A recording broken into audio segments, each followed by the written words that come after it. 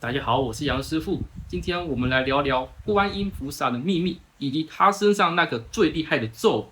大家有没有注意到一个奇特的现象？在佛家理论中，佛才是至高无上的存在，但在现实生活里，我们台湾身边很多人可能不认识别的佛，却绝对听过千手千眼观世音菩萨的名号。这到底是为什么呢？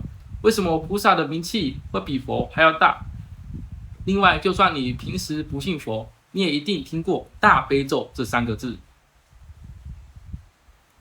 虽然你可能不会去背诵去了解这段文字，但这3个字也早已深入了大众的心中。这个神咒到底有什么特殊的之处？据说只要诚心的诵读，财富、健康和名利都能轻松取得，甚至还能超越生死的束缚。那么大悲咒真的这么厉害吗？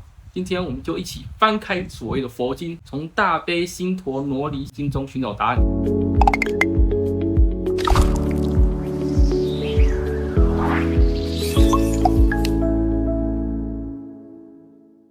这本经书其实一点也不枯燥，反而记载了一个非常精彩的故事。故事呢发生在很久以前，释迦牟尼佛在观音菩萨的住所，也就是普陀罗迦山，为众人宣讲陀罗尼的奥秘。陀罗尼指的就是拥有神秘力量的语言，也就是我们常说的密咒。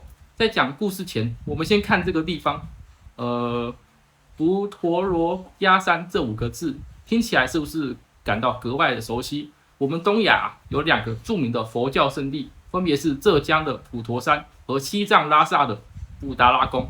如果仔细对比梵文的发音，你会发现它们都源于普陀洛迦，这足以证明观音菩萨的地位在东亚历史中绝对非同寻常，它实际上一定隐藏着极大的秘密。故事一开始就充满玄幻的色彩。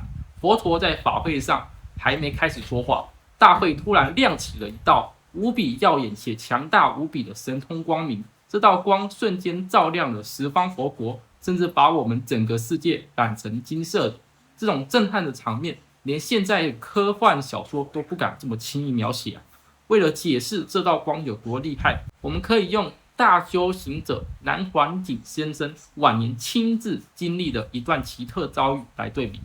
当时南怀瑾先生准备在峨眉山闭关，闭关前需要祭拜当地的护法神，那是一条传说中的大黑蛇。是一个漆黑无风的夜晚，南怀瑾与几位老和尚来到山王庙，当他恭敬地撒下大米供养之后，心中突然涌起了一股强烈的愿望，那种誓言。他双手拍着对着虚空发愿说：如果我所顿悟的佛法是真实的，请诸佛菩萨今晚赐予我一个证明；如果是假的，明天我就下山不再闭关了。发完愿后，神奇的事情发生了。原本伸手不见五指的黑夜，突然像亮起了无数照明弹一样，整整持续了20多分钟。整座大山都暗照得清清楚楚。旁边的老和尚们目瞪口呆，纷纷跪倒在地，向南怀瑾礼拜，直呼他是肉身菩萨显灵。这段神迹已经足以玄妙。但如果和佛经里那道金光相比，简直就像萤火之光对比太阳，因为佛经里的光是一瞬间照亮了十方佛国。什么是十方佛国呢？我们需要了解佛家的宇宙观。佛家认为一个世界是以须弥山为中心，周围有日月星辰，和我们居住的陆地视为是广阔的咸海。我们人类住在海上的4大部洲，须弥山是最底部，住着阿修罗，往上则住着天人，而1000个这样的世界组合起来叫做小千世界，1000个小千世界叫做中千世界，1000个中千世界才是大千世界。这也就是我们常说的娑婆世界。而在宇宙中，像这样的大千世界多到根本无法计算。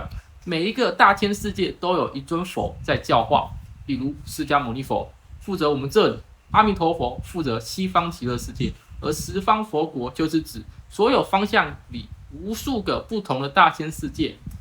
这不就是现代科学所说的平行宇宙吗？也许平行宇宙并非现代人的新发明，而是早在几千年前就存在于人类的修行体悟中了。那道金光不仅照亮了我们这个宇宙，穿透了所有平行宇宙的界限，将一切空间都染成了金色。这道金光强大到连德高望重的总持王菩萨都被震惊了。他立刻起身上前，合掌请示佛陀：“世尊啊，难道是有新的佛陀诞生了吗？不然为何会出现如此不可思议的光芒啊？”佛陀慈悲地回答他：“这并非有人成佛，而是观世音自在菩萨所释放的光芒。”佛陀接着说：“在无量劫以前，观音菩萨就已经证得了无量法门。这里提到的无量劫，在佛法中是指三大阿僧祇劫，这是佛教中极其宏大的世界单位。一劫代表一个大千世界，从诞生到繁荣，再到毁灭的完整过程，也就是沉住怀空4个阶段。这与现代宇宙大爆炸理论极其的相似啊。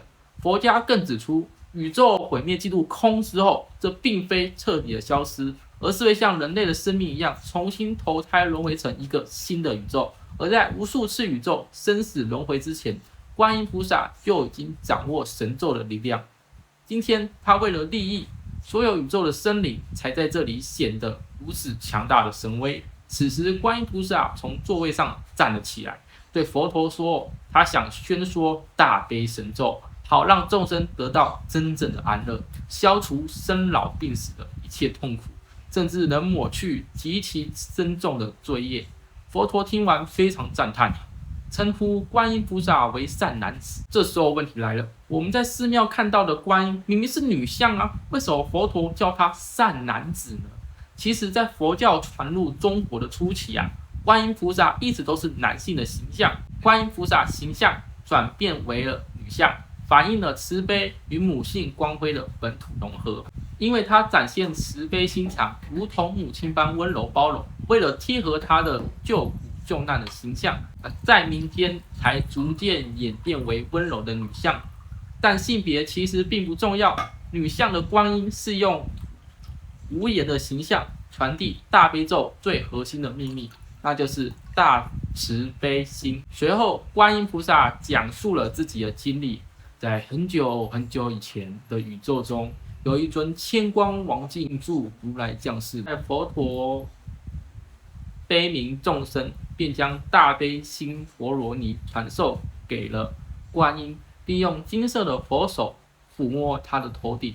当时的观音菩萨仅仅是初地菩萨，但在听闻神咒的一瞬间，他的修为立刻跨越了重重界限，直接证得了第8地法身菩萨的境界。在佛法唯识中与华严中的理论中，菩萨修行要经历10个阶段，也就是10地，从初地欢喜地修到8地不动地，通常需要耗费2个大阿僧祇劫，经历无数次宇宙的生灭，而神咒的力量却让他在刹那间完成了这个奇迹。欢喜之下的观音菩萨当即发愿：如果我未来能利益一切生灵，请让我立刻长出1000只手和1000只眼睛啊！这就是千手千眼观音的由来。手代表着救度生灵的强大力量，眼代表着处处洞察苦痛的智慧。这也是在暗示我们，大悲咒的威力与慈悲心紧密相连。只有当你对众生起极大的慈爱，你才能与菩萨的频率产生共鸣，你的咒语才会有不可思议的感应。那么具体该如何复诵呢？就诵这个词呢有些技巧。观音菩萨说，在念咒之前，我们必须诚心发下10大愿与6项。首先是发起10个求智慧的大愿，恳求菩萨引导我们早日获得看透世间真理的智慧眼。因为唯有自己先拥有智慧，才有能力去引领和度化他人。接着发愿乘上智慧的般若船，渡过充满痛苦的生死苦海，登上不生不灭的涅槃彼岸，让自己彻底融入法性之中。这前4个愿望是我们自修的过程，而后面6个项则是修行的成就显现。嫌我若是面对刀山，刀山会自动折断摧毁；愿我若是面对火汤烈焰，火汤会自动枯竭熄灭；愿我若是走向地狱，地狱的痛苦会自动消灭；愿我若遇到饥饿的恶鬼，恶鬼会得到温饱满足；愿我若面对好斗的阿修罗，他们凶恶的心会自动调伏；愿我若面对愚昧的畜生，他们能立刻得到大智慧。当你发完这些宏大的誓愿后，接着恭敬的称念3遍南无阿弥陀佛和南无观世音菩萨，这代表你与2尊圣者建立了连结。佛家的修行者建议，最好在晚上沐浴更衣干净之后，静下来诚心诵读，即便每天只有诵念5遍，长此以往也能消除极深重的业障，为自己和家人累积无量的福报。修行是一条漫长而踏实的路。大悲咒的奥秘不在于神奇的法术，而是在唤醒我们内心的善良与慈悲。当你用爱与包容面对世界，你本身就成了观音菩萨的手与眼。接下来就让我们伴随着清净的梵音，一起用心感受这温暖的能量吧。谢谢。